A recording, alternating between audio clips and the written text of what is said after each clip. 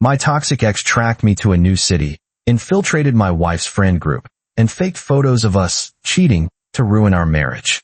She couldn't stand me being happy, so she tried to destroy the life I built with the woman I love. I'm 31 male, and I've spent the better part of a decade trying to outrun my past. But some people don't let you move on, not because they love you, but because they can't stand the thought of you loving someone else. This story isn't just about a toxic ex. It's about how obsession can tear lives apart, and how trust and love can put them back together. Let me start from the beginning, because every twist, every lie, and every moment of panic led to where I am now. Stronger, wiser, and more grateful for my wife than ever. Maya and I met at a sci-fi convention in Portland 5 years ago. She's 30, a soft-spoken librarian who collects vintage Dune First Editions and makes the best homemade pasta I've ever tasted. She's calm, steady, and the exact opposite of my ex-fiancée, Clara. Clara and I dated from our sophomore year of college until we were 23.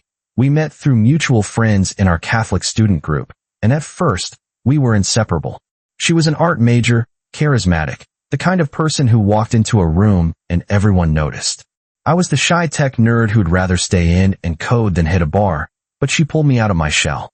We'd go to music festivals, paint murals in abandoned warehouses, and stay up till 3 a.m. talking about our future. We got engaged on graduation day. Our families gathered in the campus chapel, and I thought we'd grow into the same page. We didn't. I got a job at a big tech firm in Seattle, working 10 to 12-hour days designing software for healthcare companies. I'd come home exhausted, just wanting to order takeout and watch a movie, but Clara was still in her party phase. She'd go out with her friends 3, 4 nights a week, drinking too much, flirting with guys at bars, and brushing it off as just harmless fun. Her friends were into drinking, weed, and occasional cocaine, something she tried to hide from me until I found a baggie in her purse. I confronted her, and she yelled at me for being a prude and killing her youth. She even brought up our faith, saying, God wants us to be happy, not stuck in a boring marriage. The final straw was when she begged me to skip my sister's wedding to go to a Coachella-style festival in California. I said no. My sister was getting married once, and our relationship was already strained, and she blew up. You're impossible to love, she screamed. I deserve someone who knows how to have fun. I called off the engagement the next day. The breakup was a nightmare. She cried, begged, threatened to kill herself, then switched to rage. She spread rumors across our college friend group, told everyone I was gay, that I was sexually incompetent, that I'd cheated with her roommate. She showed up at my office twice, camped outside my apartment for 3 nights, and texted me 50 times a day with messages like, I'll never let you be happy, and you'll regret this forever. I blocked her on every social media platform, changed my phone number, and took a transfer to a different branch in Denver. I didn't tell anyone where I was going, not even my college friends, because I was scared she'd find me. For years, I didn't hear from her, and I thought that was the end of it. That's where I met Maya. We bonded over our love for Frank Herbert and our shared hatred for pineapple on pizza. She'd just moved to Denver for a library job, and she was as lonely as I was. We started dating, and she helped me heal from the mess with Clara. She never pushed me to talk about my past, but when I finally did, she listened without judgment. Everyone makes mistakes, she said. The important thing is you learn from yours. We dated for 3 years, got married in a small Catholic ceremony in the Rockies, something Clara had obsessed over, but never respected, and 2 years ago, we moved to Austin for my promotion. Maya left her library job to freelance as a book editor, and while she loved the work, she was lonely. We don't have family in Texas, and her friends are scattered across the country. So when she told me about a painting and wine night group she found on Facebook, I was thrilled for her. It's just a bunch of women, she said. Housewives, divorcees, artists. We paint, drink cheap wine, and gossip. It's perfect. She went every Thursday night, coming home with stories about how nice everyone was. She mentioned the group's founder, Clara, a freelance artist who'd moved to Austin after a bad marriage to a narcissist. I didn't think twice about the name. Clara's common, and I'd buried that part of my past so deep I barely thought about it. Maya raved about her. She's so creative, and she gets me. She even recommended this amazing vintage bookstore downtown.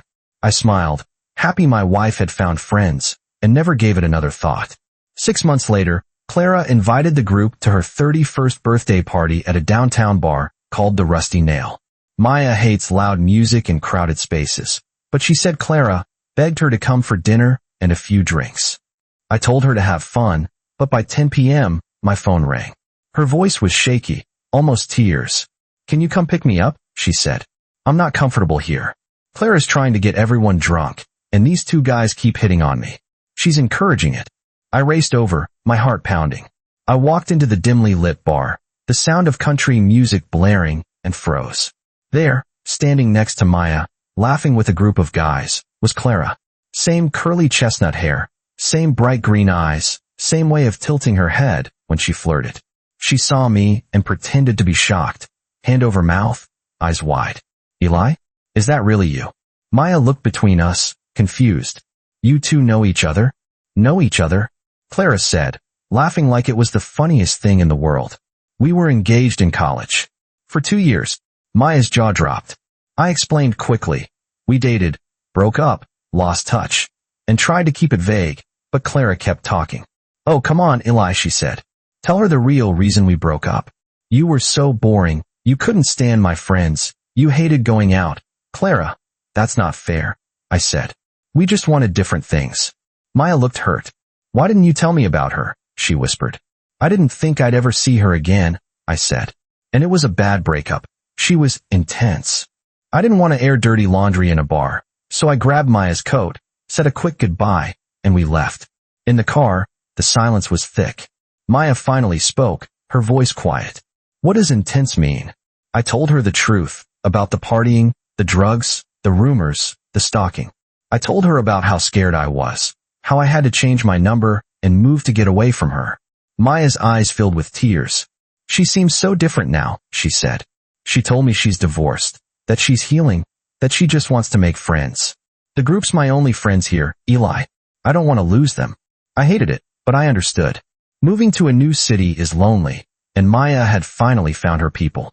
I told her I was uncomfortable, but if she wanted to keep going to the painting nights, I wouldn't stop her. Just no more bar parties, no more late nights, and no more one-on-one time with Clara. She agreed, and I tried to trust her. But deep down, I knew Clara was up to something. She'd always been good at playing the victim, at making people feel sorry for her, and I was scared she'd manipulate Maya. A week later, Clara texted Maya, "I want to make things right with Eli. Can we all get dinner? No drama, just closure." Maya begged me to go, said it would clear the air, and prove that Clara's changed. I relented, even though every fiber of my being screamed no. We met at an Italian restaurant downtown. Clara showed up in a flowy dress, wearing a cross necklace, the same one she'd worn in college, and smiled like we were old friends. "I'm so glad we can do this," she said. "I've grown so much since college. My marriage was terrible. He was a narcissist, controlling, just like you used to be." I froze. I was never controlling. "Oh, come on, Eli," she said, laughing. "You hated when I went out. You checked my phone. You made me feel guilty for having fun. But I forgive you. We were young." Maya shifted in her seat. "Eli never checks my phone," she said quietly. Clara ignored her, launching into stories about our past. Inside jokes about our first date at a taco truck, the time we painted a mural in her dorm room, the church we'd picked for our wedding. "Remember that little Catholic church in Boston?" she said. "You said you'd never love anyone else as much as you loved me." Maya's smile faded. I tried to change the subject, asked about her art, her business, her life in Austin, but Clara kept circling back to us. "You know, Eli, I always wondered why you left me for someone so quiet," she said. "You used to love adventure. Now you're married to someone who'd rather read than go out." After dinner, Maya was distant. "She's still into you," she said as we drove home. I denied it, but I knew she was right. Clara wasn't looking for closure. She was looking for a way back into my life, even if it meant tearing mine and Maya's apart. 2 weeks later, I came home from work to find Maya sitting on the couch, her phone in her hand, tears streaming down her face. "Explain this," she said, shoving the screen in my face.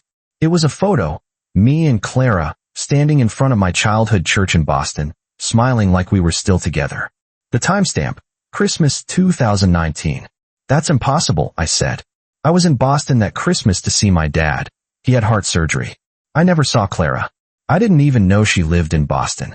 Maya scrolled through more photos. Me and Clara at the YMCA where my parents work out. Me and Clara at a community park where we used to go as kids. Even me and Clara at my favorite coffee shop in Austin.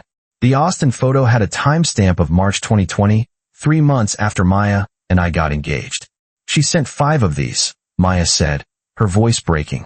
She says you two reconnected when you went to Boston, that you told her you were still single, that you were just testing the waters with me. She says you've been seeing each other on the side for years. I stared at the photos, my stomach dropping. They looked real. Same black jacket I wore to Boston. Same haircut, same pair of boots. But there were flaws, if you looked close enough. The tattoo on my right arm, an anchor with Maya's initials, was in the photo, but I didn't get that tattoo until our wedding in 2021. The coffee shop photo had a poster for Dune, Part 2, which didn't come out until 2024. And in the park photo, Clara was wearing a necklace I'd given her in college, one she'd thrown at me during our breakup, screaming, "I never want to see this again." "These are fake, Maya," I said. She PS'd them. "She's trying to ruin us." Maya didn't believe me. Why would she do that? And how did she get photos of you in Boston? You said you were alone. I racked my brain. Who knew about my trip to Boston? Who had photos of me from that time? Then it hit me, my college friend Jake. Jake lives in Boston, and we'd grabbed lunch that trip. I called him immediately, but he didn't answer. Maya crossed her arms, her eyes cold. "I think you're lying. You never told me you saw her. We're supposed to be honest with each other, Eli. No secrets." She gave me the silent treatment for 3 days. I slept on the couch, ate takeout alone, and replayed every moment of that Boston trip in my head. I showed her my flight records, my dad's hospital bills, even text messages with my mom from that week. Dad's surgery went well, going to the YMCA with mom tomorrow. Jake's coming over for dinner. Nothing worked. Clara kept texting Maya, playing the victim. "I didn't mean to hurt you, but I had to tell the truth. Eli's always been scared of commitment. He left me, and he'll leave you too." She even sent Maya screenshots of texts from me. "I miss you. Maya's nice, but she's not you." That were clearly fake. I don't use emojis, and the texts were sent from a number I didn't recognize. On the 4th night, Jake called me. He sounded panicked, like he'd been avoiding my calls on purpose. "Eli, we need to talk. It's about Clara. I can't keep this from you anymore." I put him on speaker, and Maya sat down next to me, her arms still crossed, but her eyes curious. Jake admitted he'd been in contact with Clara for 3 years. She found me on Facebook in 2021, said she was married to a narcissist, wanted to catch up. I felt bad for her. She sounded so broken. She kept asking about you, if you were happy, if you were married, if you ever talked about her. I told her you were with Maya, that you were happy, but I didn't think she'd do this. He said Clara had begged him for details about my life, where I lived, what I did for work, my travel plans, even Maya's hobbies. She knew you were going to Boston to see your dad. I told her because I thought she was just curious, not because she was going to stalk you. She also asked for photos of you, old ones from college, ones from that Boston trip. I sent her a few, thinking she just wanted to remember the good times. I'm so sorry, Eli. I had no idea she'd fake these photos. Jake also revealed something worse. Clara had sent him fake photos of Maya. Photos of her at the bar party, hugging a guy, kissing his cheek, even sitting on his lap. She said Maya was a party girl, who was cheating on you, that you deserved better. She said you were too good for her, and that she could save you. I didn't believe her. Maya seems like a sweet person, but I didn't want to stir up trouble in your marriage. Maya gasped, grabbing the phone. That's a lie. Those guys bought us drinks, but I never touched them. And my Apple Watch is on the wrong wrist in that photo. I always wear it on the right. She paused, her voice shaking. How did she get these? How did she know about the party? How did she know about me? Jake hesitated. She told me she started that painting group just to meet you, Maya. She knew you were lonely, knew you'd join. She's been planning this for months. Everything clicked. Clara had tracked me down to Austin, infiltrated my wife's social circle, and spent months gathering information, all to ruin our marriage. She couldn't stand the thought of me being happy with someone else, so she decided to destroy that happiness. Maya started crying, throwing her arms around me. I'm so sorry I didn't believe you, she said. I was just so scared of losing you. I thought if you'd lied about seeing her, you could lie about anything. I held her tight. It's not your fault. She's a master manipulator. She knows how to make people trust her, how to make them feel sorry for her. I should have told you more about her, about how dangerous she is. We decided to confront Clara. I called her, put it on speaker, and Maya sat next to me, her hand in mine. Why are you doing this? I asked, my voice steady. Clara laughed, a cold, bitter sound. Doing what? Telling the truth? You left me for a boring librarian, Eli. You traded adventure for a life of Netflix and quiet nights. I just wanted you to see what you're missing. You faked photos, lied to Maya, stalked me for 7 years, I said. That's not love, that's obsession. You don't care about me. You care about not being the one who got left. She snapped, her voice rising. Obsession? You were mine. We were supposed to get married in that church, have kids, grow old together. You ruined that. You chose her over me, and now you're happy? I can't let that happen. Maya spoke up, her voice strong. Clara, I'm sorry your marriage ended. I'm sorry you're hurting. But this has to stop. We're not going to let you destroy our lives. If you contact us again, we'll go to the police. Clara threatened us, her voice venomous. You think this is over? I know where you live, where you work, where Maya freelances. I'll tell everyone at your church what a liar you are, Eli. I'll tell your coworkers you're a cheater. I'll make sure no one believes you. We hung up, our hands shaking.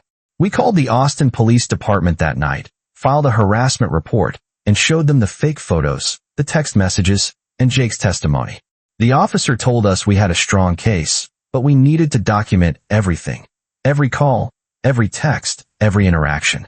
We also hired a lawyer who sent Clara a cease and desist letter, threatening legal action if she contacted us again. A few days later, we got a knock on our door. It was Clara, standing on our porch, red-eyed and disheveled. Eli, please, she said. I'm sorry. I didn't mean to hurt you. I just miss you. Can we talk? Maya stood behind me, her hand on my shoulder. No, I said. Leave. Now. She started crying, begging, even trying to push past me into the house. You can't do this. We were meant to be. The neighbor across the street saw what was happening and called the police. They arrived within 10 minutes, escorted Clara away, and gave her a formal warning. If she contacted us again, she'd be arrested for trespassing and harassment. After that, she went quiet. Jake apologized profusely, cut off all contact with Clara, and even offered to testify in court if she ever harassed us again. He told us he'd been feeling guilty for months, but he was scared of losing our friendship. We forgave him. People make mistakes, and he'd come clean, but we set boundaries. No more talking to Clara, no more sharing personal information about us. Maya quit the painting group, and we joined a sci-fi book club at the local library. We've made real friends there. People who don't have hidden agendas, who just want to talk about books and movies and life. Maya's even started a small book club for vintage sci-fi lovers, and it's thriving. She's happy, she's connected, and she's no longer lonely. A month later, we went back to Boston to visit my dad, who's now healthy and thriving. We stopped by the church in the fake photo, and Maya took a picture of me standing there alone. No Clara, no fake tattoo, just me and the church. For the record, she said, smiling. We also met with Jake, who bought us dinner and apologized again. He told us Clara had tried to contact him, but he'd blocked her. 6 months later, life is back to normal, better than normal. We still talk about what happened. We went to couples therapy for 3 months to work through the trust issues, and we're stronger because of it. We've learned to communicate better, to be more open about our fears, and to trust each other even when things seem impossible. I've learned that the past doesn't just stay in the past if someone refuses to let it go, but you don't have to let it control your present. Last week, we saw Clara at a grocery store downtown. She was pushing a cart, wearing a hoodie, her head down. She saw us, froze for a second, then quickly turned and walked the other way. I didn't feel angry, just sad. She's stuck in a cycle of resentment and obsession, unable to move on from something that ended 7 years ago. I hope she finds peace someday, but until then, we're keeping our guard up. If you're going through something similar, if an ex is stalking you, if someone is trying to ruin your relationship with lies and manipulation, know this, you're not alone. Document everything. Save every text and photo. Get support from friends and family, and don't be afraid to take legal action. Most importantly, trust the person you're with. Love and trust can overcome even the most toxic lies.